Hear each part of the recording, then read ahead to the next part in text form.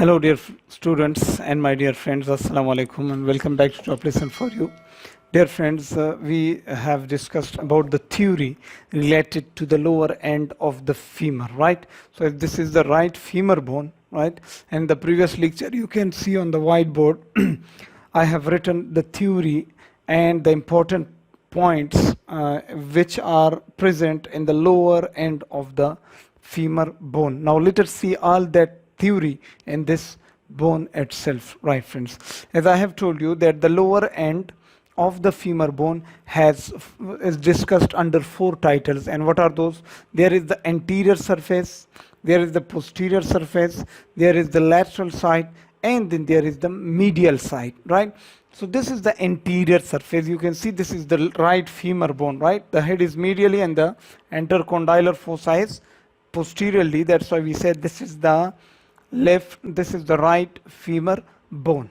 That's so simple. Next, the lower end of the femur bone has an anterior surface, and this anterior surface is also known as the patellar surface, as there is the location for patella bone. That's why we say that this is the patellar surface. So you can see here, this is the tibia, right?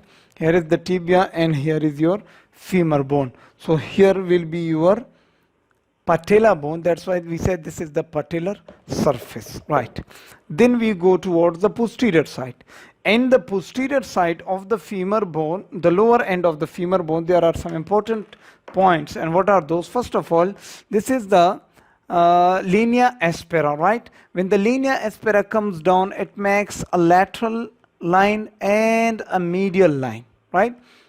A lateral line and a medial line, and both these lines are present superior to these condyles. That's why we say that these lines are called the supracondylar lines, but one is present laterally and one is medially. That's why we say that there is the lateral supracondylar line and then there is the medial supracondylar line. If I keep it in its real anatomical position, so in this side, this line will be the lateral supracondylar line and this is the medial supracondylar line, right friends? Next, there is in the posterior side of this lower end of the femur, there is a fossa, right? And this is called the intercondylar fossa. This fossa, this depression is present between the both condyles. That's why we say that this is called the intercondylar fossa, right?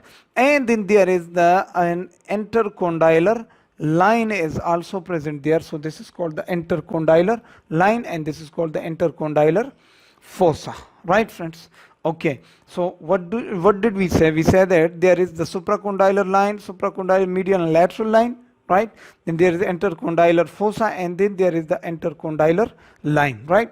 These important points are present in the posterior side, and the posterior side of this lower end of the femur bone is also known as the popliteal surface, right? Popliteal surface. Next, there is a lateral side and a medial side, right? As I told you, there's anterior side, posterior side, lateral side and medial side, right? Now let's see the important points in the medial side of this femur, lower end of the femur bone. Look carefully. There is a condyle, right? We say that this is the medial condyle. That's so simple, right? So this one will be your medial condyle up to here. Right friends, this is the medial condyle, okay?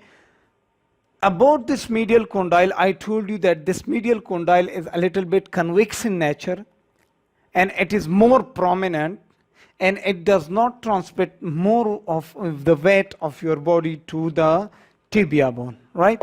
So it is a little bit convex and it is present medially, right? And both of these condyles are important to make the knee joint with the tibia bone, right friends? Okay, so this is the medial condyle.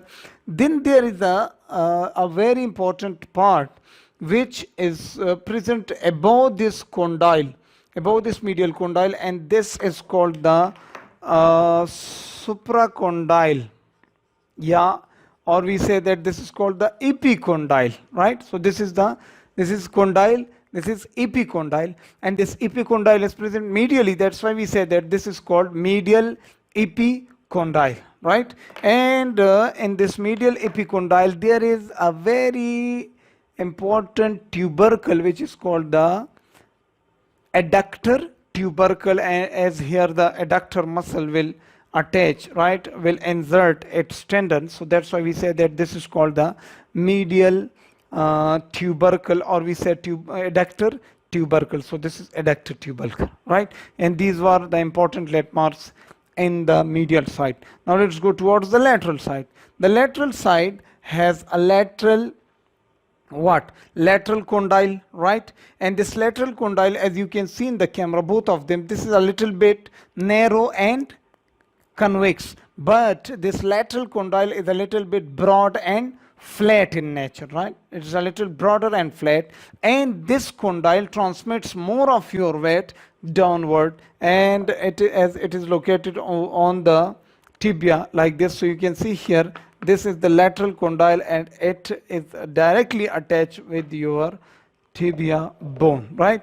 So this is a little bit flatter, and it transmits more of your weight towards the leg, right? And this is called the lateral condyle, and then there is the lateral epicondyle, right? So this will be your lateral epicondyle, right? And then there is a groove which is called the popliteal groove there, right? So this is called the popliteal groove, right, friends? So, okay, so this was about the lower end of the femur bone, and right now we are finished with the anatomy and with the important landmarks of this femur bone. So previously we discussed about the hip bone or the pelvic bone, and now we discussed and completed the femur bone. And I hope you have watched those lectures, all of these lectures, and I hope you have learned something from Adam. Now onward, inshallah, I will try my best to cover the tibia bone, the fibula bone, and the tarsals, and the metatarsals, and the phalanges, and then we will go towards the muscle attachments to all of them, inshallah, in big detail. See you guys in the next lecture. Till then, Allah Hafiz.